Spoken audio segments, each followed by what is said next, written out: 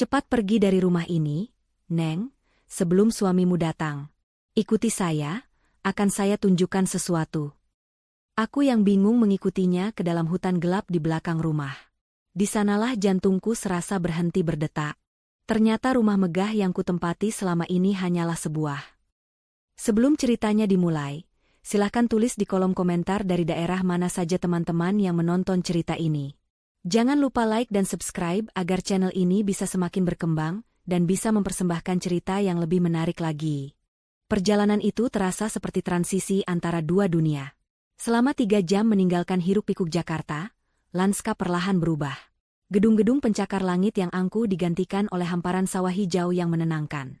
Jalanan tol yang bising berganti menjadi jalan pedesaan yang sempit dan berkelok, dinaungi oleh pepohonan rindang. Maharani menatap semua itu dari jendela mobil, merasakan setiap kilometer membawa jiwanya lebih jauh dari kehidupan lama yang penuh tenggat waktu dan ambisi. Di sisinya, Galih menyetir dengan tenang. Senyum tak pernah lepas dari bibirnya setiap kali ia menoleh pada Maharani. Tangan kirinya senantiasa menggenggam jemari Maharani, seolah takut istrinya itu akan lenyap jika dilepaskan sedetik saja. Sebentar lagi sampai, sayang, ujar Galih lembut, suaranya memecah keheningan yang nyaman di antara mereka. Kau akan suka rumahnya. Aku jamin. Maharani tersenyum, meremas genggaman tangan suaminya. Aku sudah suka perjalanannya. Rasanya damai sekali di sini. Benar saja, tak lama kemudian Galih membelokkan mobil dari jalan utama, memasuki sebuah jalan pribadi yang terbuat dari bebatuan. Jalan itu menanjak landai, diapit oleh hutan lebat yang seolah menjadi gerbang menuju sebuah dunia tersembunyi. Dan di ujung tanjakan itu, rumah itu berdiri. Maharani menahan napas. Bangunan itu lebih megah dari yang ia bayangkan. Sebuah rumah kayu bergaya kolonial modern, dengan pilar-pilar besar, jendela-jendela kaca yang lebar, dan teras luas yang menghadap ke taman bunga yang terawat sempurna. Di belakangnya, hutan pinus menjulang tinggi, menjadi latar belakang yang dramatis sekaligus misterius. Ini rumah kita, bisik Maharani, matanya tak berkedip. Rumah kita, Galih mengoreksi dengan bangga. Ia memarkir mobil di garasi yang menyatu dengan bangunan utama. Peninggalan kakekku. Ayah dan ibu merawatnya sampai mereka tiada. Sekarang, giliran kita yang mengisi rumah ini dengan kebahagiaan. Galih turun dari mobil, membukakan pintu untuk Maharani seperti seorang pangeran. Tanpa aba-aba, ia membungkuk, mengangkat tubuh Maharani ke dalam gendongannya. Maharani memekik kaget bercampur tawa bahagia. Galih, turunkan aku. Aku bisa jalan sendiri. Tidak boleh, jawab Galih tegas namun penuh canda. Seorang ratu harus dibawa masuk ke istananya untuk pertama kali. Ia membawa Maharani melewati teras, melintasi ambang pintu utama yang terbuat dari kayu jati kokoh. Begitu masuk, aroma kayu dan bunga lili yang samar menyambut Maharani. Interiornya sama menakjubkannya dengan eksterior. Lantai parket yang mengilap, perabotan kayu yang elegan, dan sebuah perapian besar dari batu alam di tengah ruang keluarga. Cahaya matahari sore menerobos masuk dari jendela-jendela besar, menciptakan suasana yang hangat dan lapang. Ini bukan sekadar rumah. Ini adalah sebuah mimpi yang menjadi kenyataan. Mimpinya bersama Galih. Saat Galih menurunkannya, seorang lelaki tua muncul dari pintu samping yang sepertinya terhubung ke taman. Lelaki itu kurus, kulitnya legam terbakar matahari, dan garis-garis di wajahnya menunjukkan usia dan kerja keras. Ia mengenakan kemeja lusuh dan celana panjang yang warnanya sudah pudar. Itu pasti Pak Tarno, tukang kebun yang diceritakan Galih. Pak Tarno, kenalkan, ini Maharani, istri saya, kata Galih dengan ramah. Pak Tarno mengangguk pelan, tangannya yang kapalan mengatup di depan dada. Selamat datang di rumah ini, Mbak Maharani. Maharani tersenyum lebar. Panggil saja Rani, Pak. Senang bertemu dengan Bapak. Ia mengulurkan tangan, bermaksud untuk bersalaman. Gerakan Pak Tarno terasa ragu. Ia menatap uluran tangan Maharani sejenak, lalu melirik cepat ke arah Galih, sebelum akhirnya menyambutnya dengan sentuhan yang dingin dan cepat. Sorot matanya aneh. Ada kesedihan yang mendalam di sana, dan sesuatu yang lain, sesuatu yang mirip dengan rasa cemas. Ia tidak membalas senyum Maharani, dan segera menarik tangannya kembali. Taman di belakang sudah saya rapikan, Mas Galih. Rumputnya juga sudah dipotong. Lapornya pada Galih, suaranya datar dan ia menghindari kontak mata dengan Maharani. Terima kasih, Pak. Besok tolong periksa kembali petunia di dekat kolam, ya. Sepertinya butuh pupuk, sahut Galih. Pak Tarno hanya mengangguk lagi, lalu pamit undur diri lewat pintu yang sama tempat ia masuk. Kehadirannya yang singkat meninggalkan jejak keheningan yang sedikit canggung. Maharani merasakan atmosfer hangat di ruangan itu sedikit memudar. Sikap Pak Tarno terasa ganjil, tidak seperti keramahan penduduk desa yang ia bayangkan. Dia memang pendiam, kata Galih, seolah bisa membaca pikiran Maharani. Sudah bekerja di sini sejak aku kecil. Dia hanya butuh waktu untuk terbiasa dengan wajah baru. Maharani mengangguk, memutuskan untuk tidak memikirkannya lebih jauh. Mungkin Pak Tarno hanya seorang pemalu. Ia kembali fokus pada keindahan rumah itu. Galih mengajaknya berkeliling, menunjukkan kamar tidur utama mereka yang memiliki balkon pribadi menghadap hutan, dapur modern yang luas, dan perpustakaan kecil yang nyaman dengan koleksi buku-buku tua. Semua sempurna. Dan ini, kata Galih saat mereka menuruni beberapa anak tangga menuju sebuah area di bawah lantai utama, adalah ruang bawah tanah. Biasanya kami gunakan untuk gudang anggur dan menyimpan barang-barang yang tidak terpakai. Udara di ruang bawah tanah terasa jauh lebih dingin dan sedikit lembab. Dindingnya terbuat dari batu alam yang kokoh, dan hanya ada beberapa bola lampu temaram yang meneranginya. Di salah satu sisi, rak-rak kayu berisi botol-botol anggur yang berdebu. Di sisi lain, tumpukan perabotan lama yang ditutupi kain putih. Namun, perhatian Maharani tertuju pada sebuah pintu di dinding paling ujung. Pintu itu berbeda dari pintu lain di rumah itu. Terbuat dari kayu ek yang tebal dan berwarna gelap, dengan engsel besi tempai yang besar dan sebuah gembok kuningan raksasa yang sudah berkarat. Pintu apa itu? Tanya Maharani, rasa penasarannya terusik. Senyum Galih sedikit menegang.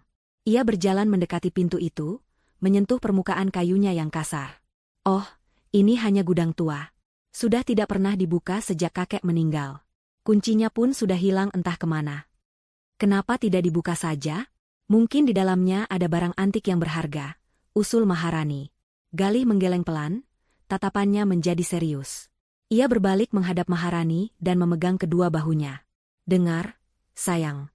Ayahku pernah berpesan, ruangan itu adalah satu-satunya tempat di rumah ini yang tidak boleh diganggu. Katanya, itu adalah cara kita menghormati privasi kakek. Jadi, aku ingin memintamu satu hal. Apapun yang terjadi, jangan pernah buka pintu ini, ya? Anggap saja pintu ini tidak ada. Ini demi menjaga kenangan orang tuaku tetap tenang. Nada bicara Galih lembut, tetapi ada ketegasan di dalamnya yang tidak bisa dibantah. Permintaannya terdengar masuk akal, sebuah cara untuk menghormati leluhur. Namun, cara ia mengatakannya, tatapan matanya yang intens, dan larangan mutlak itu justru membuat pintu kayu gelap tersebut terasa semakin misterius. Sesuatu yang terlarang selalu memiliki daya tarik yang aneh. Maharani merasa ada sedikit getaran aneh saat menatap gembok berkarat itu. Baiklah, jawab Maharani akhirnya, menyunggingkan senyum untuk menutupi rasa penasarannya. Tentu saja aku tidak akan membukanya. Mereka pun naik kembali ke atas, ke ruangan yang hangat dan terang. Galih memeluknya dari belakang saat mereka berdiri di depan jendela ruang keluarga, menatap matahari yang mulai terbenam di balik hutan pinus. Pemandangannya begitu indah, begitu damai. Maharani menyandarkan kepalanya di dada Galih, menghirup aroma parfum suaminya yang menenangkan. Ia berusaha menghapus citra pintu gelap dan tatapan aneh Pak Tarno dari benaknya. Ia ada di sini untuk memulai hidup baru yang bahagia. Ia tidak akan membiarkan hal-hal kecil mengganggu kebahagiaan itu. Namun, jauh di dalam benaknya, sebuah benih keraguan yang sangat kecil telah ditanam. Sebuah pertanyaan tanpa suara tentang apa yang sebenarnya ada di balik pintu yang terkunci itu. 3 hari pertama adalah murni kebahagiaan. Maharani terbangun setiap pagi oleh kicauan burung dan aroma kopi yang diseduh oleh Galih. Mereka sarapan di teras, menikmati udara pagi yang sejuk dan pemandangan taman bunga yang bermandikan cahaya matahari. Siangnya, Maharani sibuk menata barang-barang mereka, memberikan sentuhan pribadinya pada setiap sudut rumah, sementara Galih menyelesaikan beberapa pekerjaan dari laptopnya di ruang kerja. Mereka benar-benar hidup dalam gelembung impian yang mereka ciptakan sendiri, jauh dari polusi dan tekanan kehidupan kota. Rumah itu seolah memeluk mereka dengan kehangatan dan ketenangan. Namun, pada malam ketiga, saat gelembung itu mulai terasa nyaman, sebuah tusukan kecil mulai terasa. Saat itu tengah malam, Galih sudah tertidur pulas di sampingnya. Maharani terbangun karena suara aneh. Itu bukan suara jangkrik atau desau angin. Itu adalah suara gesekan yang ritmis dan pelan, seperti kuku yang digaruk di atas permukaan kayu. Krek, krek, krek. Suara itu sepertinya berasal dari dalam dinding di sisi tempat tidurnya. Maharani menahan napas, menajamkan pendengarannya. Suara itu berhenti, lalu mulai lagi. Ia membangunkan Galih dengan lembut. Galih, kamu dengar itu? Galih membuka mata dengan malas. Dengar apa, sayang? Suara itu. Seperti ada yang menggaruk-garuk di dalam dinding. Bisik Maharani, rasa takut mulai merayapinya. Galih terdiam sejenak, mendengarkan. Tentu saja, saat ia mendengarkan, suara itu berhenti. Ia tersenyum mengantuk dan menarik Maharani ke dalam pelukannya. Mungkin hanya tikus, atau cabang pohon yang tertiup angin dan menggesek dinding luar. Ini rumah tua di tengah hutan, sayang. Banyak suara aneh yang akan kau dengar. Tidurlah lagi. Penjelasan Galih sangat logis. Sangat menenangkan. Maharani pun memejamkan mata dan mencoba mempercayainya. Tapi suara itu tidak terdengar seperti tikus. Terlalu pelan, terlalu teratur. Namun, ia tidak mau terlihat seperti istri penakut yang baru pindah dari kota. Ia membiarkan dirinya terlelap dalam dekapan hangat suaminya. Keesokan harinya, kejanggalan lain muncul. Saat sedang menyiapkan makan siang di dapur, Maharani mencium aroma yang sangat khas. Aroma dupa. Wanginya samar, tetapi jelas ada. Ia berkeliling rumah, berpikir mungkin Galih membakar aromaterapi, tetapi ia tidak menemukan sumbernya. Saat ia kembali ke dapur, aroma itu sudah lenyap, digantikan oleh wangi tumisan bawang. Ia mengernyitkan dahi. Mungkin indera penciumannya hanya sedang mempermainkannya. Sore itu, dari jendela perpustakaan di lantai 2, ia melihat Pak Tarno sedang bekerja di taman. Gerakannya terlihat aneh. Lelaki tua itu berjalan di sekeliling batas rumah, sambil menaburkan sesuatu dari kantong kecil yang dibawanya. Itu bukan pupuk. Warnanya putih dan butirannya kasar, seperti garam. Ia melakukannya dengan cepat dan sembunyi-sembunyi, sesekali melirik ke arah rumah seolah takut terlihat. Maharani merasa semakin bingung. Untuk apa menaburkan garam di sekeliling rumah? Ia memutuskan untuk menghampirinya. Ia butuh jawaban, atau setidaknya sebuah percakapan normal untuk meredakan perasaannya yang tidak menentu. Ia turun dan menghampiri Pak Tarno yang sedang mencabuti rumput liar. Sore, Pak Tarno. Sedang sibuk, ya? Sapa Maharani seramah mungkin. Pak Tarno terperanjat. Ia bangkit berdiri dan mengelap tangannya yang kotor ke celananya. Iya, Mbak. Saya lihat tadi Bapak menaburkan sesuatu di pekarangan. Itu untuk apa ya, Pak? Pupuk jenis baru? Wajah Pak Tarno langsung berubah tegang. Ia tidak menatap Maharani, melainkan membuang muka ke arah hutan. Oh, itu cuma obat hama biasa, Mbak. Biar semut tidak naik ke rumah. Jawabannya terdengar gugup dan terburu-buru. Oh, begitu, kata Maharani, pura-pura percaya. Ngomong-ngomong, Pak, rumah ini kan sudah cukup tua, ya? Apakah biasa kalau malam hari suka ada suara-suara aneh? Seperti suara gesekan di dinding? Pertanyaan itu membuat Pak Tarno membeku sesaat. Tangannya yang sedang memegang cangkul kecil menegang. Ia menelan ludah dengan susah payah sebelum menjawab, suaranya nyaris berbisik. Rumah tua memang begitu, Mbak. Banyak ceritanya. Hanya itu yang ia katakan. Ia tidak mau mengelaborasi lebih jauh. Dengan alasan harus mengambil alat lain di gudang, ia segera pergi meninggalkan Maharani yang berdiri termangu dengan lebih banyak pertanyaan di benaknya. Puncak dari semua keanehan itu terjadi pada hari keempat. Pagi itu, Maharani ingin menanam beberapa bibit mawar yang ia bawa dari kota. Ia memilih sebuah petak tanah kosong di dekat jendela kamar tidurnya. Saat sedang menggali tanah dengan skop kecil, skopnya membentur sesuatu yang keras. Ia menyingkirkan tanah dengan tangannya, penasaran. Itu adalah sebuah benda dari logam. Ia menariknya keluar. Ternyata itu adalah sebuah gelang perak yang sudah kusam dan teroksidasi, sebagian masih berlumuran tanah. Desainnya sederhana namun cantik. Maharani membersihkannya dengan ujung bajunya. Saat itulah ia melihat ada ukiran kecil di bagian dalam gelang itu. Sebuah nama. Manda. Siapa Manda? Nama itu terasa asing. Mungkin salah satu kerabat Galih. Dengan perasaan penasaran, ia membawa gelang itu ke dalam rumah. Galih sedang duduk di ruang keluarga sambil membaca koran. Sayang, lihat deh apa yang aku temukan, kata Maharani sambil menunjukkan gelang itu. Aku menemukannya terkubur di taman. Ada ukiran nama, Manda, di dalamnya. Apa kau kenal? Reaksi Galih di luar dugaannya. Saat melihat gelang itu, senyum di wajahnya seketika lenyap. Wajahnya yang tadinya santai berubah menjadi pucat pasi. Matanya melebar karena kaget, dan ada kilat panik yang tidak bisa ia sembunyikan. Cengkeramannya pada koran mengerat hingga kertas itu berkerut. Butuh sedetik baginya untuk menguasai diri, Tetapi Maharani sudah terlanjur melihatnya. "Dari mana kau dapat ini?" tanya Galih, suaranya rendah dan tegang. "Di taman, dekat jendela kamar." "Aku sedang mau menanam mawar," jawab Maharani, bingung melihat reaksi suaminya. Galih bangkit, berjalan cepat menghampiri Maharani dan tanpa basa-basi merebut gelang itu dari tangannya. Gerakannya kasar dan tidak seperti Galih yang ia kenal. Ini cuma perhiasan tua milik ibu. Mungkin sudah lama sekali jatuhnya. Sebaiknya disimpan saja." Ia menggenggam gelang itu erat-erat, seolah benda itu adalah bukti sebuah kejahatan. "Jangan menanam apapun di area itu lagi, ya.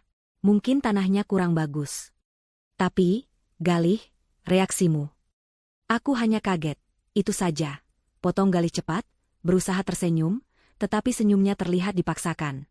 "Melihat barang peninggalan ibu lagi membuatku teringat pada beliau."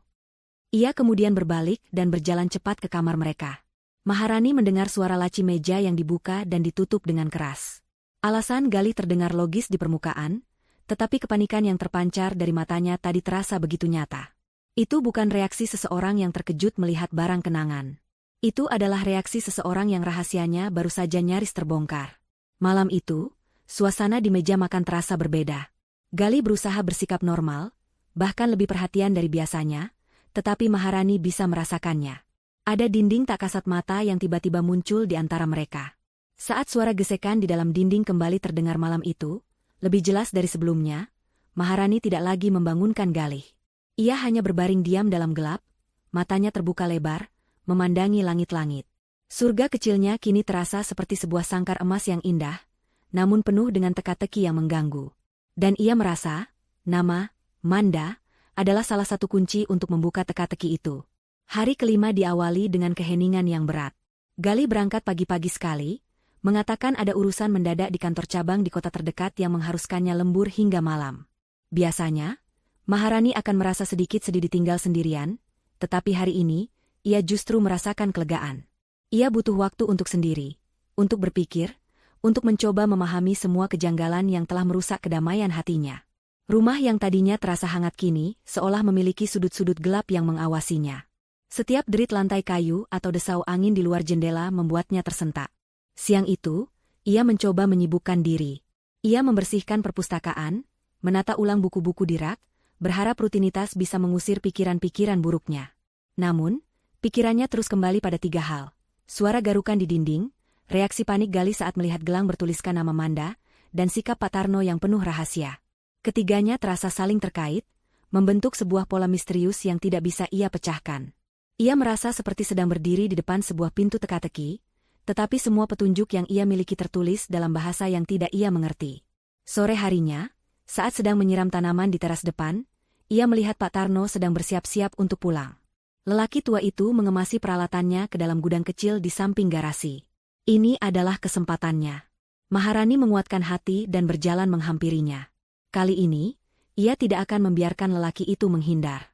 "Pak Tarno," panggilnya, suaranya lebih tegas dari biasanya. Lelaki tua itu berhenti, punggungnya menghadap Maharani. Ia tampak ragu untuk berbalik. "Saya mau bertanya sesuatu, dan saya mohon Bapak mau menjawabnya dengan jujur," lanjut Maharani, berdiri hanya beberapa langkah di belakangnya. "Siapa Manda?" Tubuh Pak Tarno menegang. Ia diam untuk waktu yang sangat lama, cukup lama hingga Maharani berpikir ia tidak akan menjawab. Akhirnya, ia berbalik. Wajahnya terlihat lebih tua dari usianya, dipenuhi guratan kesedihan dan ketakutan yang mendalam. Matanya yang sayu menatap Maharani dengan ekspresi yang sulit diartikan. "Mbak sebaiknya tidak bertanya tentang hal itu," desisnya pelan, suaranya serak. "Ada hal-hal di rumah ini yang lebih baik dibiarkan terkubur. Lupakan nama itu. Demi keselamatan Mbak sendiri." "Bagaimana saya bisa melupakannya, Pak?" Suami saya bereaksi aneh. Bapak juga bersikap aneh. "Saya mendengar suara-suara di malam hari. Saya berhak tahu apa yang terjadi di rumah ini. Ini rumah saya juga sekarang."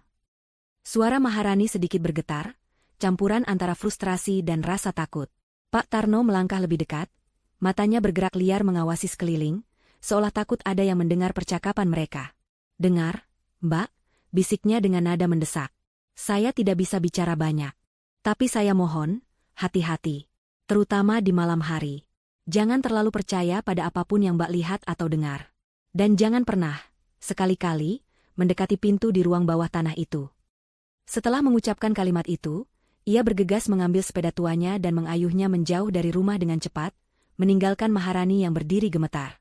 Peringatannya yang samar justru terdengar jauh lebih mengerikan daripada penjelasan apapun. Jangan terlalu percaya. Apakah itu berarti ia tidak boleh percaya pada Galih? Suaminya sendiri? Malam pun tiba, membawa serta kegelapan yang pekat dan keheningan yang menusuk.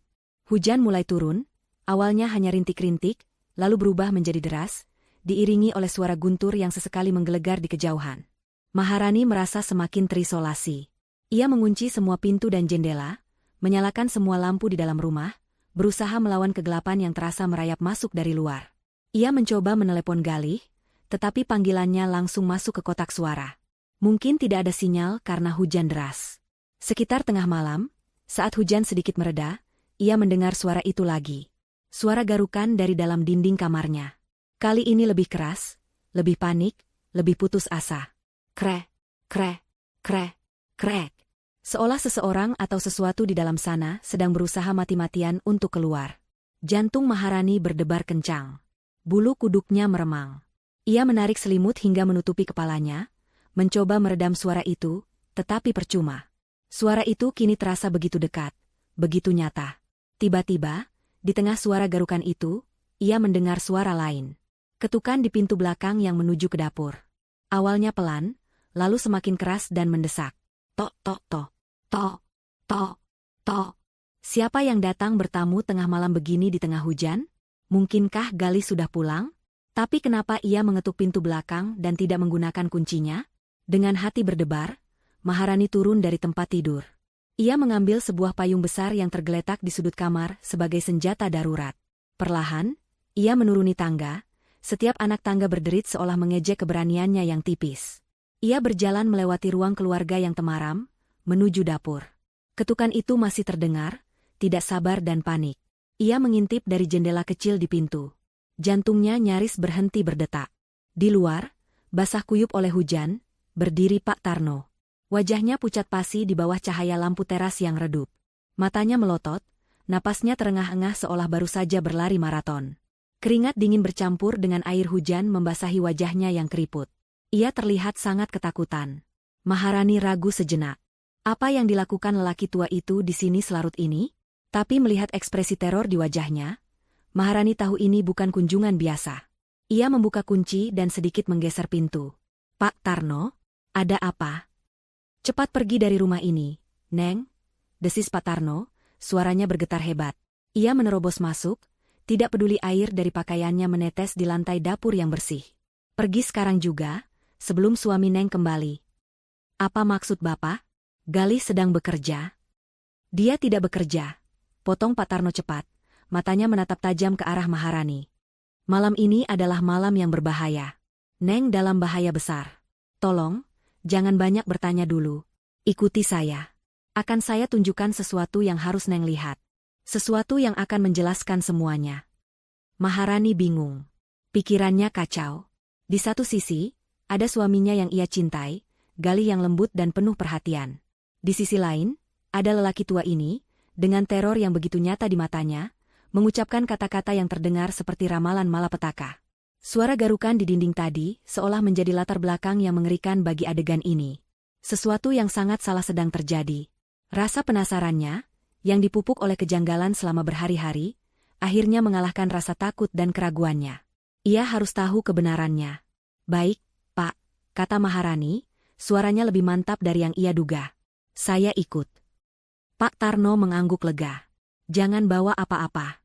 Pakai jaket saja. Kita harus cepat. Maharani bergegas mengambil jaket di ruang depan. Saat ia kembali, Pak Tarno sudah menunggunya di pintu belakang, memegang sebuah senter besar yang menyala. Anehnya, alih-alih membawanya ke arah jalan raya untuk kabur, Pak Tarno justru menarik lengannya dan membawanya berlari menyeberangi taman belakang yang basah. Mereka berlari menuju satu-satunya tempat yang dilarang keras oleh Galih.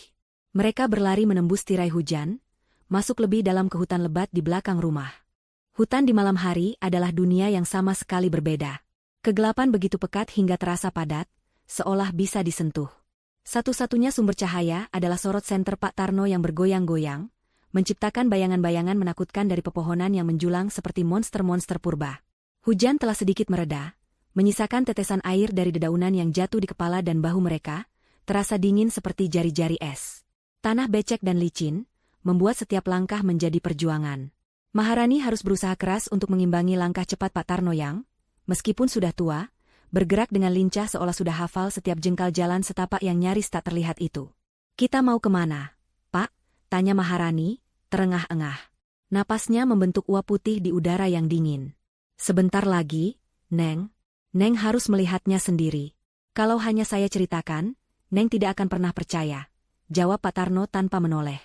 Genggamannya di pergelangan tangan Maharani mengerat, memberinya sedikit kekuatan.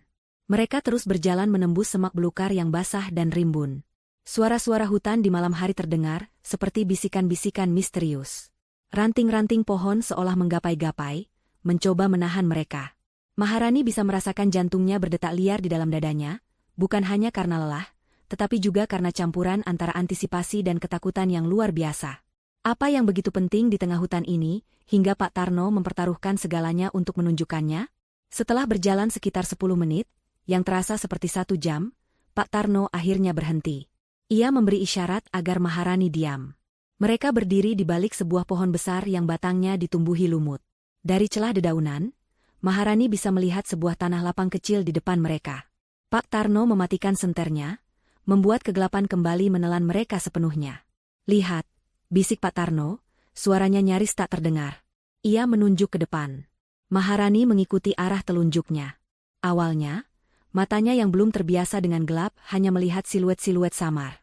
Tapi perlahan, saat matanya beradaptasi dan dibantu oleh cahaya bulan yang sesekali menembus celah awan, bentuk itu menjadi semakin jelas. Bentuk sebuah bangunan. Sebuah rumah. Jantung Maharani terasa seperti diremas. Napasnya tercekat di tenggorokan. Itu adalah rumahnya. Rumah dengan pilar-pilar besar, jendela-jendela lebar, dan teras yang luas. Siluetnya tidak mungkin salah. Tapi, ada yang salah. Sangat salah. Rumah di hadapannya ini adalah versi mimpi buruk dari rumah yang baru saja ia tinggalkan. Rumah itu berdiri dengan angkuh namun sekarat. Cat putihnya sudah mengelupas di mana-mana, menampakkan kayu lapuk di baliknya yang berwarna kehitaman karena lembab. Sulur-sulur tanaman liar merambat di dinding dan pilar-pilarnya seperti pembuluh darah yang menjalar, beberapa bahkan sudah masuk melalui jendela-jendela yang kacanya pecah dan menganga seperti mata kosong yang gelap. Atapnya sebagian telah runtuh, meninggalkan lubang menganga ke langit malam. Taman yang seharusnya indah kini hanyalah padang ilalang dan semak berduri. Hawa dingin yang memancarkan aura kesedihan dan kebusukan menguar dari bangunan itu, menusuk hingga ke tulang. Maharani menutup mulutnya dengan tangan, berusaha menahan pekikan ngeri. Tubuhnya membeku, kakinya terasa seperti terpaku ke tanah. Pikirannya berputar, mencoba memproses apa yang dilihatnya. Ini tidak mungkin. Bagaimana bisa ada 2 rumah yang identik di tempat ini? Seolah mengerti kebingungan Maharani, Pak Tarno menyalakan kembali senternya, namun kali ini ia tidak mengarahkannya ke rumah tua di depan mereka. Ia mengarahkan sorot lampu itu ke belakang, ke arah mereka datang. Melalui celah pepohonan, sekitar 100 meter jauhnya, mereka bisa melihat rumah yang satu lagi. Rumah yang ditinggali Maharani. Rumah itu terang benderang, lampunya menyala di setiap ruangan, tampak hangat, bersih, dan sempurna. Sebuah mercusuar kebahagiaan di tengah kegelapan. Pemandangan 2 rumah itu, yang baru dan yang lama, yang terang dan yang gelap, yang hidup dan yang mati, menciptakan kontras yang begitu mengerikan hingga membuat perut Maharani mual. "Apa-apa ini?" bisik Maharani, suaranya gemetar tak terkendali. Pak Tarno menarik napas dalam-dalam. Wajahnya terlihat sedih saat ia menatap Maharani. "Rumah yang Neng tinggali itu palsu," katanya dengan suara pelan namun jelas, setiap kata terasa seperti sebuah pukulan. "Itu hanya panggung yang dibangun suami Neng di depan rumah aslinya." Dunia Maharani seakan runtuh saat itu juga. "Panggung?" Kata itu menggema di kepalanya. Seluruh kebahagiaannya selama ini, rumah impiannya, kehidupannya yang sempurna bersama Galih, semuanya hanya sebuah panggung sandiwara. Dibangun untuk apa? "Pak, untuk apa semua ini?" tanyanya, air mata mulai menggenang di pelupuk matanya. Pak Tarno menatap rumah tua yang terbengkalai itu dengan tatapan penuh duka. Dibangun untuk menyembunyikan neraka yang ada di dalamnya. Ia kemudian mulai berjalan perlahan menuju rumah tua itu, memberi isyarat agar Maharani mengikutinya. Dengan kaki yang terasa berat seperti timah, Maharani melangkah, ditarik oleh kekuatan tak terlihat untuk mengetahui kebenaran yang mengerikan di balik semua ini. Setiap langkah mendekati rumah itu, hawa dingin semakin menusuk dan bau apek bercampur bau tanah basah semakin kuat. Mereka tiba di teras rumah tua itu. Pintu utamanya tergantung miring di salah satu selnya. Dengan sedikit dorongan, Pak Tarno membukanya. Suara deritnya yang keras terdengar memekakan telinga di keheningan malam. Pak Tarno mengarahkan senternya ke dalam. Apa yang dilihat Maharani membuatnya ingin berbalik dan lari sejauh mungkin. Bagian dalamnya 100 kali lebih buruk dari luarnya. Lantainya dipenuhi debu tebal dan daun-daun kering yang terbawa angin. Sarang laba-laba menggantung di setiap sudut seperti kain kafan. Perabotannya hancur dan terbalik, seolah telah terjadi pertarungan hebat di sana. Namun, bukan itu yang paling menakutkan. Yang paling menakutkan adalah dinding-dindingnya. Dinding yang seharusnya bercat putih itu kini penuh dengan coretan-coretan aneh. Simbol-simbol yang tidak ia kenali, dan tulisan-tulisan yang sepertinya ditulis dengan panik menggunakan arang. Ada satu tulisan yang terus berulang di mana-mana, di dinding, di lantai, bahkan di langit-langit. Tolong. Rumah ini bukan untuk ditinggali, Neng, kata Pak Tarno, suaranya bergetar karena emosi yang tertahan. Ini adalah panggungnya. Maharani menatap sekeliling dengan ngeri, lalu menatap Pak Tarno dengan tatapan memohon penjelasan. Panggung untuk apa, Pak? Pak Tarno mematikan senternya sejenak. Panggung untuk sebuah ritual. Kata, ritual, menggantung di udara yang dingin dan apek, terasa berat dan penuh dengan makna yang mengerikan. Maharani merasakan gelombang rasa mual yang kedua, kali ini lebih hebat. Kakinya lemas hingga ia harus berpegangan pada kusen pintu yang lapuk agar tidak jatuh. Pikirannya menolak untuk menerima, tetapi matanya tidak bisa berbohong. Rumah ini bukan sekadar bangunan tua yang terbengkalai. Ada energi kelam yang pekat di dalamnya, sisa-sisa dari keputusasaan dan penderitaan yang begitu besar, hingga meresap ke dalam dinding-dindingnya. Pak Tarno menyalakan kembali senternya, sorot cahayanya menari-nari di antara kehancuran, menyorot detail-detail yang membuat bulu kuduk berdiri. Goresan-goresan panjang di lantai kayu, seolah bekas kuku yang diseret paksa. Bercak-bercak gelap di dinding yang entah kenapa terlihat seperti noda darah yang sudah mengering. Di sudut ruangan, sebuah boneka porselen tergeletak dengan wajah retak dan satu mata hilang, menatap kosong ke langit-langit yang bocor. Ikut saya, kata Pak Tarno pelan. Ia berjalan lebih dalam, langkahnya hati-hati, seolah tidak ingin membangunkan sesuatu yang tertidur di sana. Maharani, meskipun seluruh instingnya berteriak untuk lari, memaksakan kakinya untuk mengikuti. Ia harus tahu. Ia harus mengerti kenapa hidupnya tiba-tiba berubah menjadi sebuah fragmen dari film horor. Pak Tarno membawanya melewati ruang keluarga yang hancur, menuju sebuah koridor gelap. Bau busuk dan anyir yang samar semakin menusuk hidung. Mereka berhenti di depan sebuah pintu. Pintu ini pun penuh dengan simbol-simbol aneh yang digambar dengan arang. Lebih banyak dan lebih rumit daripada yang ada di dinding luar. Pak Tarno mendorongnya perlahan. Pintu itu terbuka tanpa suara. Anehnya tidak seperti pintu depan yang berderit keras. Ruangan di dalamnya adalah sebuah ruang kerja atau perpustakaan, sama berantakannya dengan ruangan lain. Buku-buku berserakan di lantai, halamannya sobek dan menguning. Namun, di salah satu dinding yang masih utuh, tergantung serangkaian bingkai foto. Foto-foto pernikahan hitam putih dari era yang berbeda-beda. Pengantin pria di setiap foto memiliki garis wajah yang tegas dan senyum tipis yang sama. Senyum yang kini Maharani kenali sebagai senyum keluarga Galih. Lihat, bisik Pak Tarno, mengarahkan cahaya senternya ke foto-foto itu satu persatu. Maharani mendekat. Foto pertama berasal dari awal tahun 1900-an, menunjukkan seorang pria berkumis dengan pakaian adat Jawa di samping seorang wanita muda dengan kebaya. Foto berikutnya dari era yang lebih modern, mungkin tahun 50-an, lalu 70-an, dan seterusnya. Polanya selalu sama. Seorang pria dari garis keturunan Galih dengan seorang wanita yang tampak muda dan cantik. Tapi ada satu detail yang membuat darah Maharani terasa membeku. Di setiap foto, wajah sang pengantin wanita telah dicoret-coret dengan kasar menggunakan tinta merah, digores begitu dalam hingga merusak kertas fotonya. Seolah seseorang berusaha menghapus eksistensi mereka. Ini leluhur Galih? Tanya Maharani, suaranya hampir tidak terdengar. Benar, jawab Pak Tarno. Dan ini adalah istri-istri mereka. Wanita-wanita muda dan penuh harapan yang dibawa ke rumah ini, sama seperti Neng. Cahaya senter kemudian berhenti pada bingkai terakhir di ujung barisan. Bingkai itu lebih baru, fotonya berwarna. Di dalamnya, seorang Galih yang lebih muda, tersenyum lebar ke arah kamera. Di sampingnya, Berdiri seorang wanita cantik berambut panjang dengan gaun pengantin sederhana. Wajah wanita itu familiar. Maharani pernah melihatnya, di dalam penglihatan kilatnya saat menyentuh gagang pintu rumah ini. Wanita di foto itu adalah Manda. Tidak seperti foto-foto lainnya, wajah Manda tidak dicoret. Fotonya masih utuh. Namun, di bawah bingkai itu, di atas meja kecil yang berdebu, tergeletak sebuah spidol merah yang sudah kering. Dia istri pertama suamimu, kata Pak Tarno pelan, seolah sedang membicarakan arwah. Dia menghilang tepat 3 tahun yang lalu di malam seperti ini. Maharani menatap foto Manda, lalu beralih ke spidol merah itu. Sebuah kesadaran yang mengerikan mulai terbentuk di benaknya. Spidol itu belum sempat digunakan. Sesuatu telah terjadi sebelum wajah Manda sempat dicoret seperti para pendahulunya. Apa yang terjadi pada mereka semua? Pak? Apa maksud Bapak dengan ritual? Desak Maharani, suaranya kini menuntut jawaban. Pak Tarno menghela napas panjang, napas seseorang yang telah memikul beban berat terlalu lama.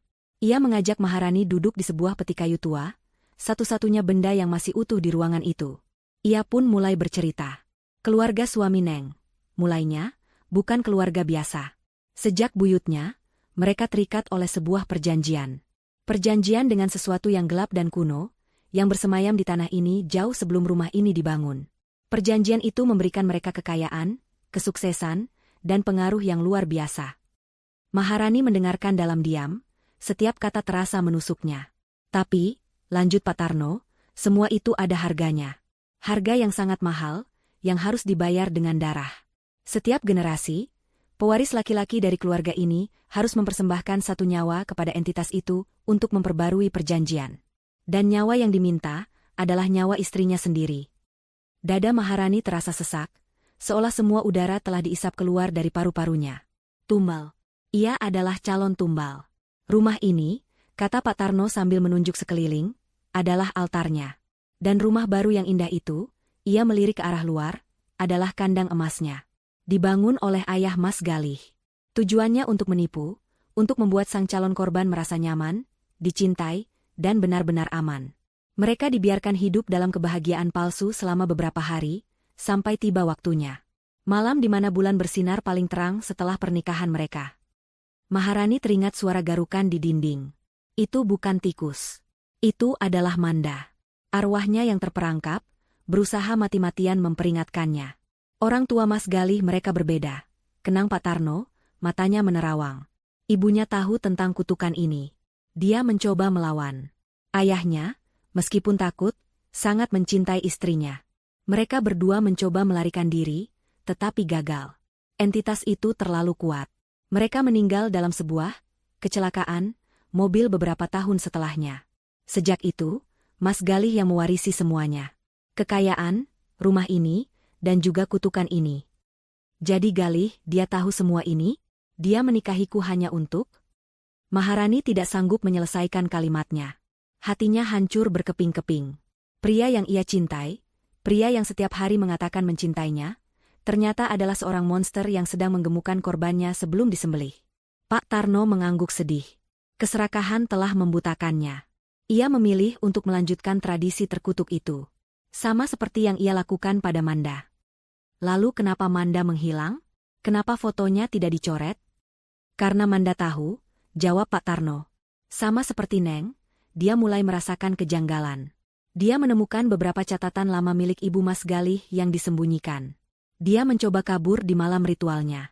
Tapi Mas Galih menangkapnya. Saya melihatnya. Wajah Pak Tarno menampakkan penyesalan yang dalam. Saya terlalu takut untuk menolong. Saya hanya bersembunyi dan melihatnya menyeret Manda ke ruang bawah tanah. Ia bangkit, seolah tak tahan lagi duduk diam. Ayo, Neng harus lihat tempat terakhirnya. Dengan sisa-sisa kekuatan yang ia miliki, Maharani bangkit dan mengikuti Pak Tarno menuruni tangga reot menuju ruang bawah tanah rumah tua itu. Tempat itu jauh lebih gelap dan lembab daripada ruang bawah tanah di rumah baru. Dan di sanalah ia melihatnya. Pintu kayu yang sama persis dengan yang ada di rumahnya. Tapi pintu yang ini tidak terkunci. Pak Tarno membukanya. Di baliknya bukanlah gudang, melainkan sebuah ruangan kecil berdinding batu tanpa jendela. Di tengah ruangan, ada sebuah altar dari batu dengan ukiran simbol-simbol aneh yang sama seperti di dinding. Di atas altar, ada noda-noda gelap yang sudah menghitam. Di lantai di sekeliling altar, terpasang rantai-rantai besi yang berkarat. Ini adalah ruang ritual. Tempat di mana para istri dari foto-foto itu menemui ajal mereka. Tempat di mana Manda seharusnya dikorbankan. Malam itu, Manda melawan dengan sekuat tenaga. Bisik Pak Tarno. Terjadi pergulatan hebat. Dalam kekacauan itu, Manda berhasil melukai Mas Gali dan kabur melalui sebuah terowongan rahasia yang ada di belakang altar. Terowongan itu sudah ada sejak lama, jalan darurat yang dibuat oleh kakek saya. Tapi dia terluka parah. Saya menemukannya pingsan di ujung terowongan di tepi hutan. Saya membawanya ke desa, dan dengan bantuan beberapa orang, kami mengirimnya pergi jauh dari sini. Kami menyebarkan berita bahwa dia hilang di telan hutan. Mas Gali tidak pernah tahu kalau Manda selamat. Maharani menatap ruangan itu dengan ngeri, membayangkan perjuangan Manda. Mas Gali sangat marah karena gagal. Entitas itu murka. Sejak itu, rumah ini menjadi semakin terkutuk. Itulah kenapa dia membangun rumah baru. Untuk menutupi semua ini dan memastikan korban berikutnya tidak akan curiga, dan tidak akan bisa kabur semudah Manda. Pak Tarno kemudian menunjuk sebuah kalender tua yang tergantung di dinding batu, halamannya terkoyak dan penuh debu. Ia mengarahkan senternya ke sana. Sebuah tanggal dilingkari dengan tinta merah. Tanggal hari ini, ritualnya harus dilakukan sebelum fajar, kata Pak Tarno dengan suara bergetar. Dan malam ini adalah malamnya. Malam untuk Neng, Maharani. Kesunyian yang mengikuti kata-kata Pak Tarno terasa lebih memekakan daripada jeritan manapun. Fajr. Kata itu kini terdengar seperti vonis mati. Maharani menatap kalender yang dilingkari itu, lalu ke altar batu di tengah ruangan. Udara terasa semakin dingin, seolah dinding-dinding itu sendiri sedang mengembuskan napas kematian. Semua potongan teka-teki kini berada di tempatnya, membentuk sebuah gambar yang begitu mengerikan hingga melampaui imajinasi terliarnya. Cinta yang ia rasakan dari Gali hanyalah sebuah kebohongan yang direncanakan dengan rapi. Setiap kata manis, setiap pelukan hangat, setiap janji masa depan, semuanya adalah bagian dari sandiwara untuk menenangkannya, untuk membuatnya patuh, untuk membawanya ke altar ini tanpa perlawanan. Pengkhianatan itu terasa seperti pisau panas yang menusuk jantungnya, lebih menyakitkan daripada rasa takut itu sendiri. Air mata yang tadinya hanya menggenang kini mengalir deras di pipinya. Air mata untuk cinta palsu dan untuk hidupnya yang kini berada di ujung tanduk. Tapi di tengah keputusasaan itu, sebuah percikan api yang lain menyala. Kemarahan. Kemarahan yang membara pada Gali atas penipuannya, pada keluarga ini atas tradisi brutal mereka, dan pada dirinya sendiri karena telah begitu buta. Ia tidak akan berakhir seperti wanita-wanita di foto itu. Ia tidak akan menjadi korban berikutnya. Kita harus pergi dari sini, kata Maharani. Suaranya yang tadinya bergetar kini terdengar tegas. Ia menyeka air matanya dengan kasar. Sekarang juga. Pak Tarno mengangguk. Wajahnya menunjukkan sedikit kelegaan melihat semangat perlawanan di mata Maharani. Saya punya rencana, Neng. Sejak Mas Gali membawa Neng ke sini, saya sudah bersiap jika hal terburuk terjadi. Saya tidak akan mengulangi kesalahan saya saat malam Manda. Ia membawa Maharani keluar dari ruang ritual yang menyesakan itu, kembali ke ruang kerja yang berantakan. Ia menyingkirkan sebuah lemari buku yang berat dari dinding, menampakkan sebuah lubang tersembunyi yang ditutupi papan kayu longgar. Ini terowongan yang sama dengan yang digunakan Manda, jelasnya sambil menyingkirkan papan itu. Sebuah lubang gelap dan sempit menganga di depan mereka, mengeluarkan aroma tanah yang lembab. Ini akan membawa kita keluar ke tepi hutan, cukup jauh dari rumah ini. Tapi apa, Pak? Desak Maharani. Terowongan ini sudah sangat tua dan tidak terawat. Beberapa bagiannya mungkin sudah rapuh dan bisa runtuh. Kita harus sangat berhati-hati, katanya dengan serius. Dan masalah kedua, kita tidak bisa lari begitu saja. Mas Galih akan mencari kita. Dia tahu semua jalan di hutan ini. Tanpa mobil dan alat komunikasi, kita tidak akan bisa pergi jauh sebelum dia menemukan kita. Maharani langsung mengerti. Kunci mobilnya, dompet, dan ponselnya tertinggal di neraka versi sempurna. Di rumah panggung.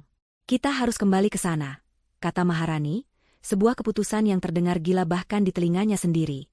Neng, itu terlalu berbahaya, sergah Pak Tarno. Mas Gali bisa kembali kapan saja.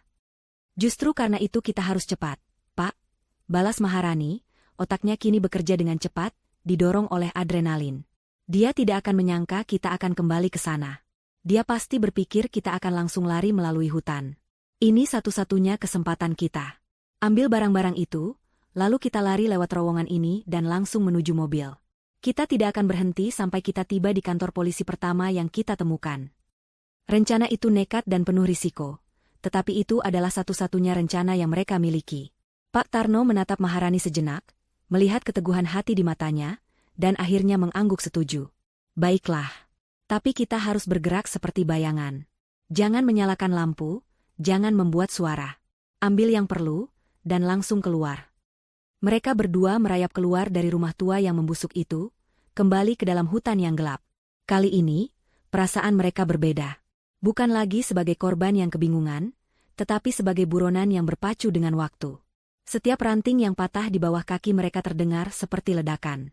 Setiap embusan angin terdengar seperti bisikan pengejar. Mereka tiba di batas antara hutan dan taman belakang rumah baru.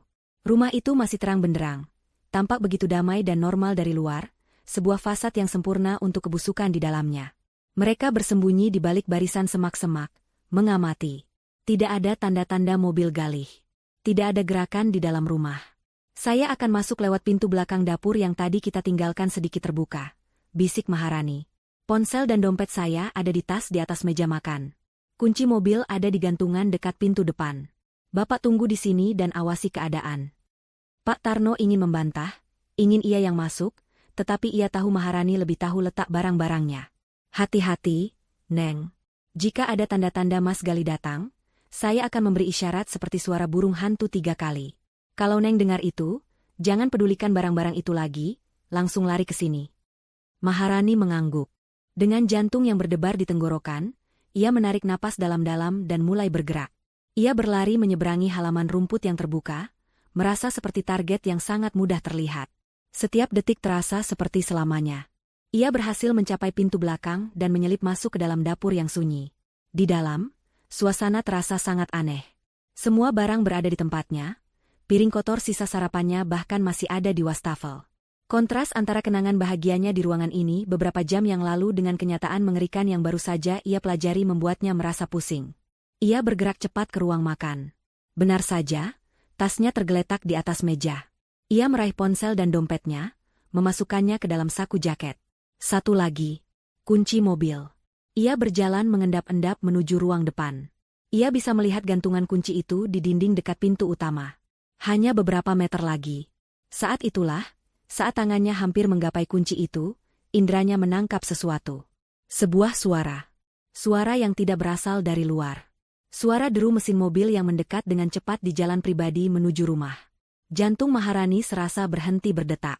Ia melompat panik, meraih kunci mobil dari gantungan. Pada saat yang sama, sepasang lampu mobil yang terang menyorot masuk melalui jendela ruang keluarga, menyapu seluruh ruangan dengan cahayanya yang menyilaukan. Gali sudah pulang. Jauh lebih awal dari yang diperkirakan. Cahaya lampu mobil yang menyilaukan itu terasa seperti tatapan mata raksasa yang memaku Maharani di tempatnya. Untuk sepersekian detik yang terasa abadi, ia membeku, tangannya yang gemetar mencengkeram kunci mobil dengan erat. Suara mesin mobil yang dimatikan, diikuti oleh bunyi pintu mobil yang dibanting menutup, adalah genderang perang yang menandai dimulainya perburuan. Ia tidak punya waktu. Ia tidak bisa lari ke pintu belakang. Halaman rumput yang terbuka akan membuatnya menjadi sasaran empuk. Pintu depan adalah jalan buntu, Galih ada di sana. Panik memompa adrenalin ke seluruh tubuhnya. Ia harus bersembunyi. Sekarang juga. Matanya bergerak liar, memindai ruangan. Di bawah tangga yang menuju ke lantai 2, ada sebuah lemari mantel yang tinggi. Tanpa berpikir 2 kali, ia berlari ke sana, menarik pintunya yang sedikit berderit, dan menyelip masuk ke dalam. Ia menarik pintu itu hingga tertutup rapat, meninggalkan celah setipis rambut untuk mengintip. Di dalamnya gelap, sesak, dan berbau kapur barus. Ia bisa mendengar detak jantungnya sendiri bergemuruh di telinga, begitu keras hingga ia takut Gali bisa mendengarnya. Terdengar suara kunci dimasukkan ke lubang pintu, lalu pintu utama terbuka. Sosok Gali muncul di ambang pintu, siluetnya tampak besar dan mengancam dengan latar belakang malam yang gelap. Ia melangkah masuk dan menutup pintu di belakangnya. Keheningan menyelimuti rumah. Maharani menahan napas, setiap otot di tubuhnya menegang. "Rani, sayang, aku pulang," panggil Galih. Suaranya terdengar normal, sama seperti suara lembut yang biasa Maharani dengar. Tapi di keheningan rumah yang kosong, suara itu terdengar ganjil, sebuah nada palsu dalam sebuah opera yang mengerikan. Ia pasti sudah melihat mobilnya tidak ada di garasi. Panggilan itu adalah sebuah pancingan. Maharani tidak menjawab. Ia hanya diam, berdoa di dalam lemari yang pengap itu. Terdengar langkah kaki Galih di lantai parket. Pelan, terukur, tidak terburu-buru. Langkah kaki seorang predator yang tahu mangsanya terpojok. Ia berjalan ke ruang makan. Maharani bisa melihatnya dari celah pintu lemari. Ia melihat tas tangan Maharani yang masih tergeletak di atas meja. Galih berhenti, menatap tas itu sejenak. Lalu ia menoleh, matanya menyapu seluruh ruangan, berhenti sejenak di gantungan kunci dekat pintu depan yang kini kosong. "Rani," panggilnya lagi. Kali ini, nada lembut itu sedikit berkurang, digantikan oleh hawa dingin yang menusuk. "Kau di mana, sayang? Kenapa rumah gelap sekali?" Ia menyalakan saklar lampu di ruang depan. Cahaya terang yang tiba-tiba membanjiri ruangan membuat Maharani menyipitkan mata. Kini ia merasa lebih terekspos. Galih mulai berjalan, memeriksa setiap ruangan di lantai bawah. Ia masuk ke dapur, lalu ke ruang keluarga. Setiap kali ia bergerak, Maharani merasa seolah lantai di bawahnya ikut bergetar. Ia bisa mendengar suara laci dibuka dan ditutup, lalu pintu kulkas. Seolah-olah ia sedang benar-benar mencari istrinya yang mungkin sedang menyiapkan kejutan makan malam. Sebuah sandiwara yang dimainkannya seorang diri. Langkah kakinya kemudian berhenti tepat di depan lemari tempat Maharani bersembunyi. Jantung Maharani serasa berhenti berdetak. Ini adalah akhir baginya. Ia memejamkan mata, menunggu pintu lemari ditarik terbuka. Ia bisa merasakan kehadiran Galih di luar, hanya beberapa senti dipisahkan oleh selembar papan kayu tipis. Detik-detik berlalu seperti jam. Tiba-tiba, ia mendengar suara yang menyelamatkannya. Suara burung hantu, 3 kali. Hu, hu, hu. Itu adalah isyarat dari Pak Tarno. Lelaki tua itu pasti melihat Galih datang dan mencoba memperingatkannya, meskipun sudah terlambat. Suara burung hantu itu rupanya juga menarik perhatian Galih. Langkah kakinya menjauh dari lemari, menuju jendela di ruang keluarga. "Burung hantu sialan," gumamnya. Suaranya kini sama sekali tidak terdengar ramah. Ini adalah kesempatan bagi Maharani. Saat Galih membelakanginya, ia bisa mencoba lari ke lantai 2. Di sana lebih banyak tempat untuk bersembunyi. Tapi risikonya sangat besar. Lantai kayu tua itu pasti akan berderit. Galih berbalik dari jendela. "Baiklah.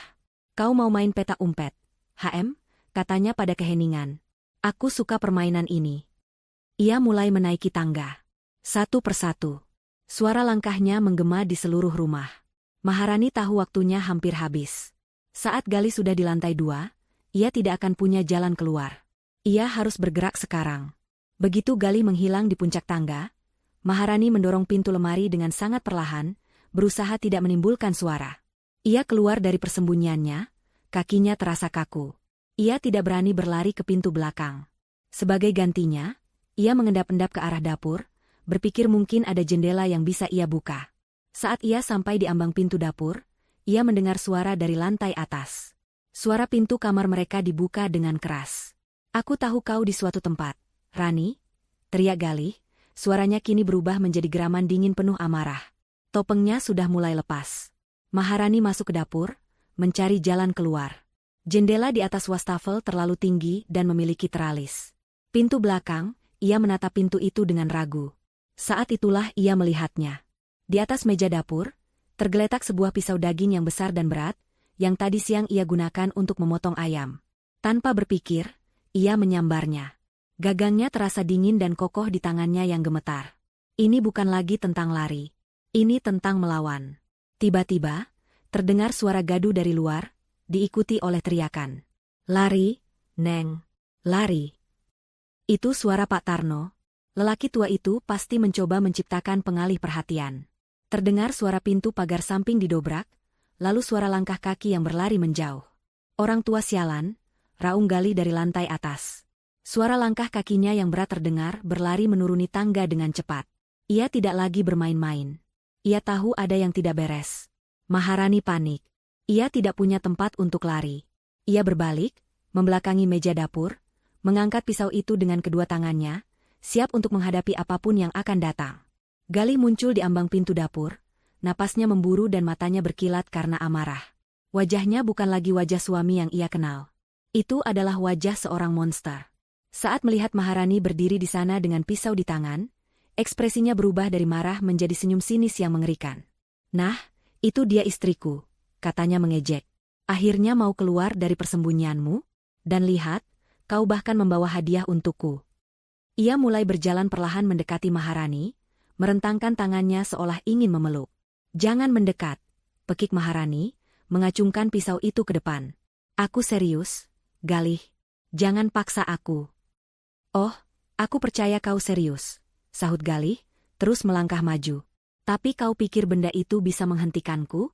Kau tidak tahu apa yang sedang kau hadapi, Rani.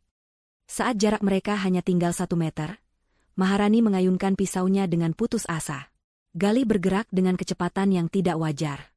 Ia mengelak dengan mudah, lalu dengan satu gerakan cepat, ia menangkap pergelangan tangan Maharani, memelintirnya dengan keras. Rasa sakit yang tajam menjalar di lengan Maharani, membuatnya menjerit dan melepaskan pisau itu. Pisau itu jatuh ke lantai dengan bunyi dentang yang memekakan. Dalam sekejap, Galih sudah memegang kedua tangannya, mendorong tubuhnya ke dinding dengan keras hingga kepala Maharani terbentur. Bintang-bintang kecil menari di depan matanya. Kau benar-benar merepotkan, desis Galih di dekat telinganya, napasnya berbau asam. Seharusnya kau tetap menjadi domba manis yang penurut, Maharani. Saat itulah, sebuah bayangan bergerak cepat dari pintu samping. Pak Tarno, yang ternyata tidak lari jauh, menerjang masuk sambil membawa sebuah cangkul kecil dari gudang. Lepaskan dia, brengsek, teriaknya, mengayunkan cangkul itu ke arah punggung Galih. Namun, Galih sepertinya memiliki indera keenam. Ia berbalik, masih mencengkeram Maharani, dan menangkap gagang cangkul itu di udara. Dengan satu sentakan kuat, ia merebut cangkul itu dari tangan Pak Tarno. Lelaki tua itu terhuyung kaget. Sebelum ia sempat bereaksi, Galih mendorong Maharani ke samping dan menghantamkan sisi tumpul cangkul itu ke kepala Pak Tarno. Bugh! Suara itu terdengar mengerikan.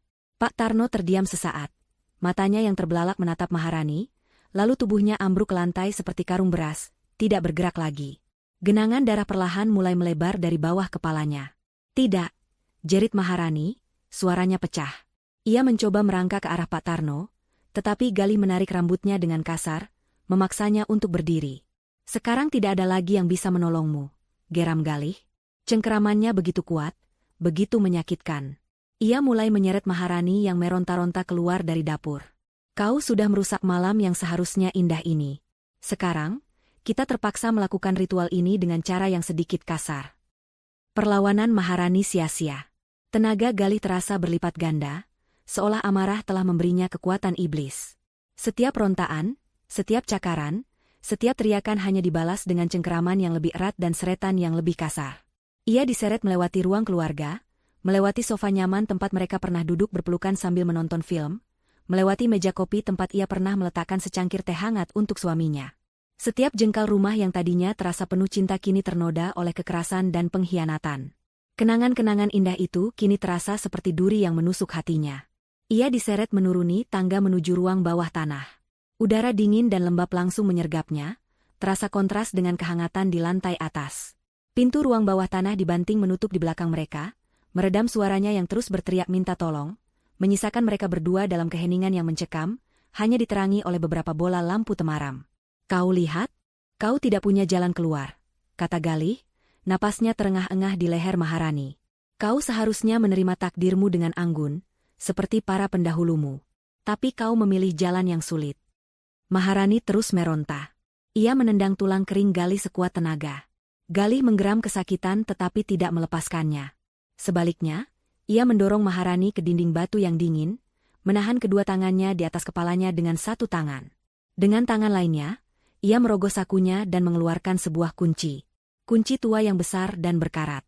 Hati Maharani mencelos. Itu pasti kunci untuk pintu kayu ek di ujung ruangan.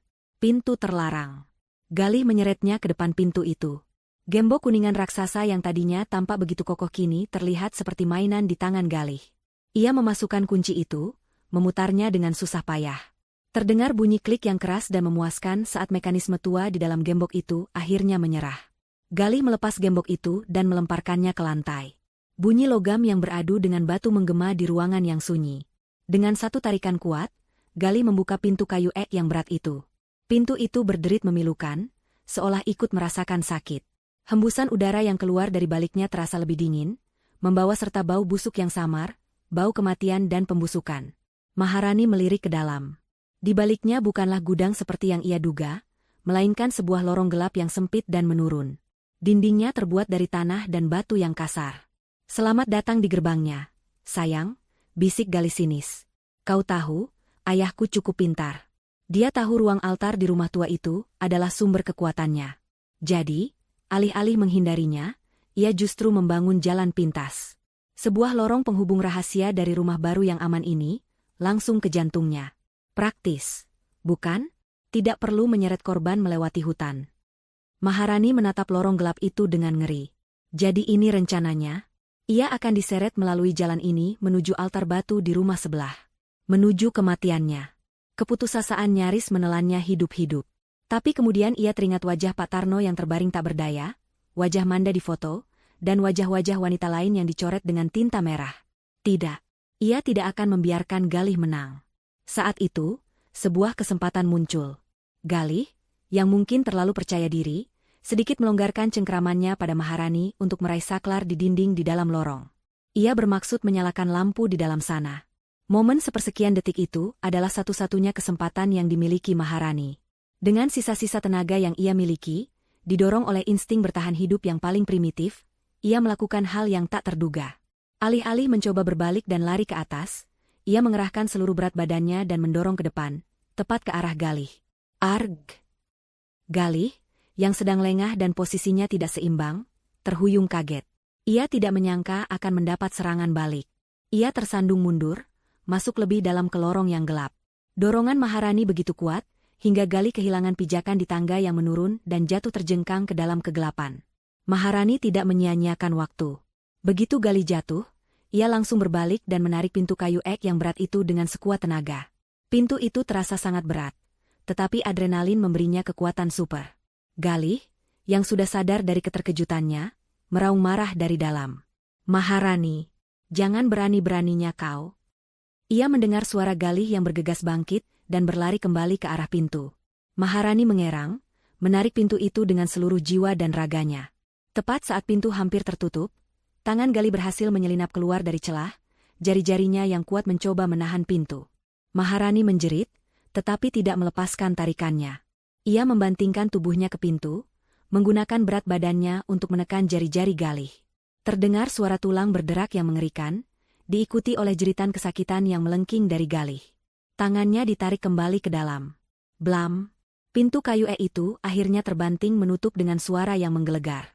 Dengan napas yang memburu dan tangan yang gemetar hebat, Maharani meraba-raba mencari lubang kunci. Ia tidak bisa menguncinya kembali tanpa gembok. Ia melihat sekeliling dengan panik. Di dekat tumpukan perabotan lama, ada sebatang linggis besi yang tergeletak. Ia menyambarnya, berlari kembali ke pintu, dan menyisipkan ujung linggis itu di antara gagang pintu yang besar dan sebuah pipa besi yang menonjol dari dinding batu di sebelahnya. Itu bukan kunci, tapi cukup kuat untuk menahan pintu untuk sementara. Gedebuk, gedebuk, gedebuk. Pintu itu bergetar hebat. Galih menggedornya dari dalam dengan amarah membabi buta. "Buka pintu ini, Jalang. Kau tidak akan bisa lari. Aku akan menemukanmu dan membuatmu menyesal telah lahir." Teriakannya yang teredam terdengar seperti geraman binatang buas. Maharani mundur selangkah, menatap pintu yang bergetar itu dengan ngeri. Ia telah berhasil menjebak sang monster. Tapi ia tahu, jebakan ini tidak akan bertahan lama. Pintu kayu setebal apapun tidak akan mampu menahan amukan Galih selamanya. Ia sendirian. Pak Tarno terbaring pingsan, atau mungkin lebih buruk, di lantai atas. Dan fajar sebentar lagi akan tiba. Ia telah memenangkan satu pertempuran kecil, tetapi perang untuk hidupnya baru saja memasuki babak yang paling berbahaya. Ia harus keluar dari rumah ini. Ia harus mencari bantuan. Dan ia harus melakukannya sebelum monster di balik pintu itu berhasil melepaskan diri.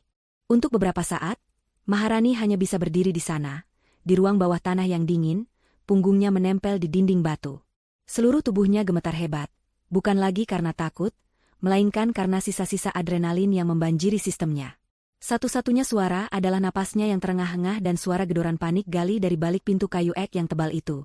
Pintu itu bergetar hebat di bawah setiap pukulan, dan linggis yang menahannya berderit di bawah tekanan. Ia tahu, penyangga darurat itu tidak akan bertahan lama. Pikiran pertamanya adalah Pak Tarno.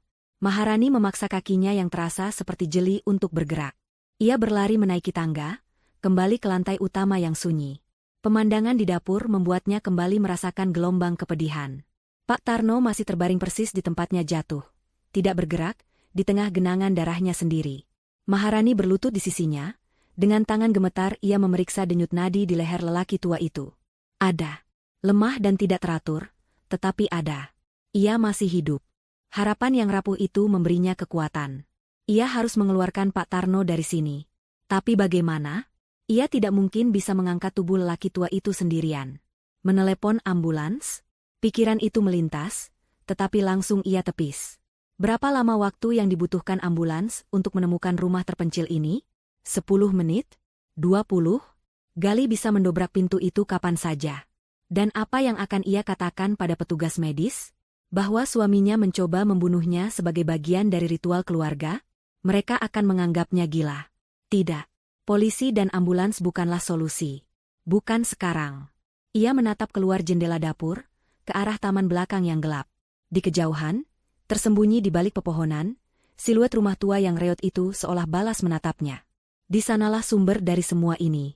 Altar. Perjanjian. Kutukan. Sebuah kesadaran dingin merayap di benaknya. Lari saja tidak akan cukup. Galih, atau apapun entitas yang merasukinya, tidak akan pernah berhenti mencarinya. Selama rumah tua itu masih berdiri, selama altar itu masih ada, kutukan itu akan terus hidup. Ia tidak hanya harus menyelamatkan dirinya sendiri, ia harus memusnahkan akarnya. Menghancurkan sarangnya. Sebuah ide yang gila, nekat, dan sangat berbahaya terbentuk di benaknya. Api. Api adalah pembersih. Api adalah pemusnah. Ia tidak akan lari dari neraka ini. Ia akan membakarnya hingga menjadi abu. Keputusan itu terasa seperti sengatan listrik yang meluruskan kembali tulang punggungnya. Tidak ada lagi keraguan. Tidak ada lagi rasa takut. Yang tersisa hanyalah tekad yang dingin membara. Ia tahu apa yang harus ia cari. Di gudang perkakas di samping garasi, tempat Pak Tarno menyimpan peralatannya. Ia pernah melihatnya saat mencari pot bunga. Beberapa jeriken merah berisi bensin untuk mesin pemotong rumput. Setiap detik sangat berharga. Suara gedoran dari ruang bawah tanah terdengar semakin keras, semakin marah. Maharani berlari keluar melalui pintu belakang, melintasi taman, menuju gudang. Udara malam yang dingin terasa tajam di paru-parunya.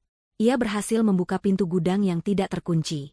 Benar saja, 3 jeriken bensin tergeletak di sudut. Berat, tetapi ia bisa membawanya. Ia mengambil 2 jeriken terbesar, 1 di setiap tangan, dan sebotol minyak tanah untuk lampu badai sebagai tambahan. Membawa beban berat itu, ia tidak kembali ke rumah baru. Ia berjalan lurus ke arah hutan, menuju sumber dari segala mimpi buruknya. Langkahnya mantap, tidak lagi ragu-ragu. Memasuki halaman rumah tua itu terasa seperti melintasi sebuah tabir tak kasat mata. Udaranya terasa lebih berat, dan keheningan di sini terasa hidup, seolah sedang mengawasinya. Ia tidak membuang waktu. Ia membuka tutup jeriken pertama, dan mulai menyiramkan bensin ke seluruh pondasi kayu yang lapuk. Ia menyiramkannya ke pilar-pilar teras, ke dinding-dinding yang ditumbuhi sulur liar, membiarkan cairan yang mudah terbakar itu meresap ke dalam kayu yang kering kerontang. Ia bergerak mengelilingi rumah, menciptakan sebuah lingkaran api yang tak terhindarkan. Tapi itu tidak cukup. Ia harus menghancurkan jantungnya. Dengan sisa bensin di jeriken kedua dan sebotol minyak tanah di tangan, ia melangkah masuk ke dalam rumah terkutuk itu. Di dalam, ia mulai menyiram semuanya. Ruang keluarga yang hancur, koridor yang gelap, dan terutama, ruang kerja tempat foto-foto terkutuk itu digantung. Ia menyiramkan minyak tanah ke setiap bingkai foto, ke setiap wajah istri yang telah dicoret, seolah sedang membasuh penderitaan mereka dengan janji pembalasan. Terakhir, ia menuruni tangga menuju ruang bawah tanah, menuju ruang altar. Ia menuangkan sisa bensin terakhir ke atas altar batu, ke rantai-rantai di lantai, memastikan tidak ada 1 senti pun dari tempat terkutuk itu yang akan selamat dari api. Saat ia selesai, seluruh rumah tua itu telah basah oleh bahan bakar, aromanya yang tajam memenuhi udara. Ia merogoh sakunya, tangannya menemukan sebuah kotak korek api yang selalu ia bawa di dalam tasnya, sebuah kebiasaan lama. Tepat saat ia hendak menyalakan korek pertama, sebuah suara yang memekakan telinga terdengar dari arah rumah baru. Bukan lagi suara gedoran, melainkan suara kayu yang patah dan hancur. Diikuti oleh raungan kemenangan yang buas. Galih telah bebas. Maharani tidak menunggu. Ia tahu ia hanya punya beberapa detik. Ia menyalakan sebatang korek api. Apinya menari-nari di ujung jarinya, tampak kecil dan rapuh di tengah kegelapan yang pekat. Maharani. Suara itu datang dari belakangnya. Begitu dekat. Ia berbalik. Galih berdiri di ambang pintu ruang bawah tanah. Bukan pintu yang ia kunci, melainkan pintu lain yang terhubung dengan lorong rahasia. Ia berhasil mendobraknya dari dalam. Wajahnya adalah topeng amarah dan kebencian murni. Pakaiannya robek, wajah dan lengannya penuh goresan dan serpihan kayu. Matanya berkilat merah dalam kegelapan. Ia melihat Maharani, melihat jeriken kosong di kakinya, dan korek api yang menyala di tangannya. Ia mengerti. Dengan raungan yang tidak lagi terdengar seperti suara manusia, ia menerjang maju. Tapi ia terlambat. Tepat saat jari-jari Galih hampir menggapai lengannya, Maharani melemparkan korek api yang menyala itu ke lantai yang telah basah oleh bensin. Hasilnya tidak seperti api biasa. Itu adalah sebuah ledakan. Api tidak merambat, ia meledak menjadi hidup. Dengan suara raungan yang menyaingi raungan Galih, dinding api langsung membubung tinggi, melahap semuanya dalam sekejap. Ruangan itu berubah menjadi neraka dalam sepersekian detik. Api menjalar dengan kecepatan yang tidak wajar, seolah memiliki kehendak sendiri, melesat melalui koridor dan ruangan yang telah dibasahi bensin. Galih menjerit, bukan lagi karena amarah, tetapi karena teror dan rasa sakit saat api menyambar kakinya. Ia terperangkap di dalam. Maharani sudah berlari keluar begitu ia melemparkan korek itu. Ia berhasil mencapai teras depan tepat saat seluruh rumah itu dilalap api. Panasnya begitu hebat hingga ia bisa merasakannya membakar kulitnya dari jarak beberapa meter. Api itu tidak berhenti di situ. Seolah-olah kejahatan yang telah dimusnahkan itu ingin membawa serta fasadnya yang indah. Lidah-lidah api yang lapar melompat dari atap rumah tua yang runtuh, menyeberangi taman, dan menyambar atap rumah baru.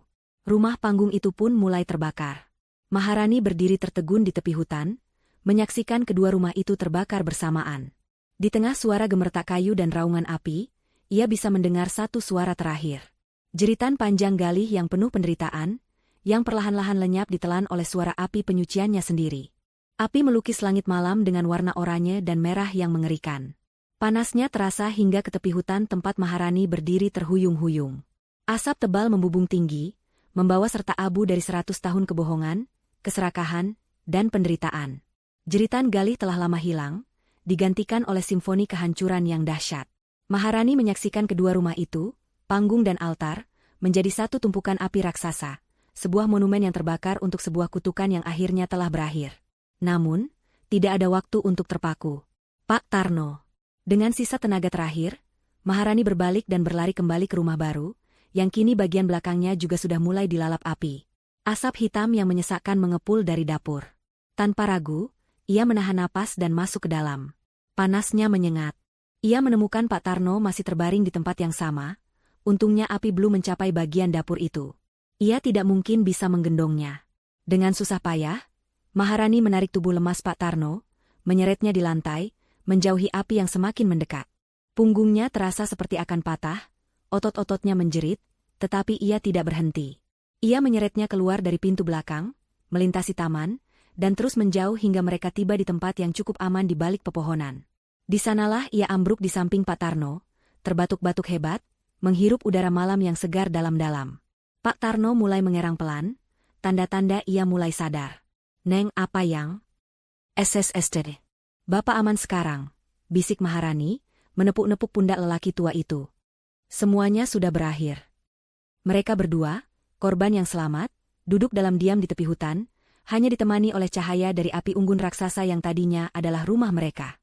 Menjelang fajar, saat kobaran api mulai sedikit mereda dan langit di timur mulai berubah warna dari hitam menjadi ungu pucat, suara lain memecah keheningan.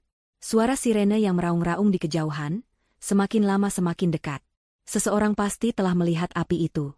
Bantuan sedang dalam perjalanan. Maharani tahu ia tidak bisa berada di sini saat mereka tiba. Tidak akan ada yang percaya ceritanya. Ia akan menjadi tersangka utama. Ia membantu Pak Tarno untuk berdiri.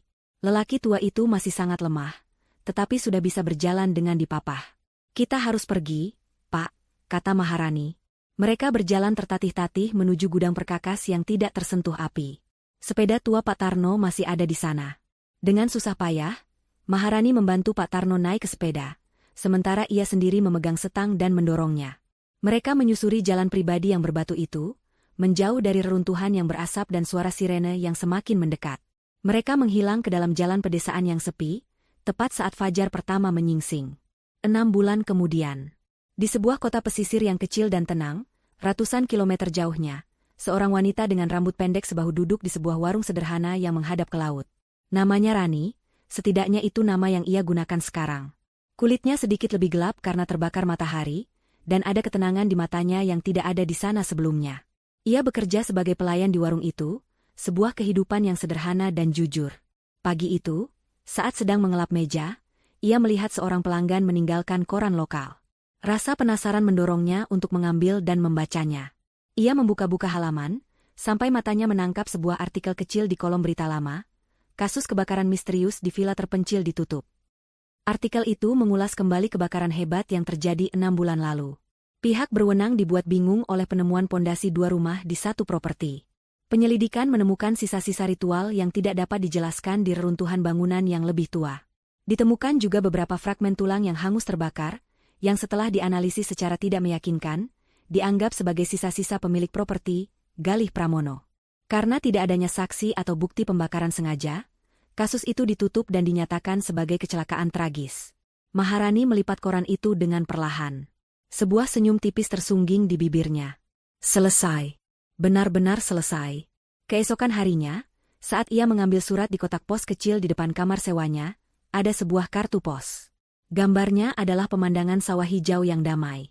Tidak ada alamat pengirim, hanya tulisan tangan yang sedikit gemetar namun rapi. Terima kasih, Neng. Saya sekarang tinggal bersama cucu saya di desa. Semoga hidupmu kini damai. Tidak ada nama, tapi Maharani tahu itu dari siapa. Ia memegang kartu pos itu erat-erat. Air mata menggenang di matanya, tetapi kali ini bukan air mata kesedihan atau ketakutan.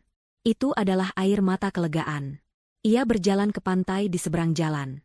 Matahari pagi baru saja mulai terbit, melukis langit dengan warna keemasan. Ia berdiri di tepi air, membiarkan ombak kecil membasahi kakinya.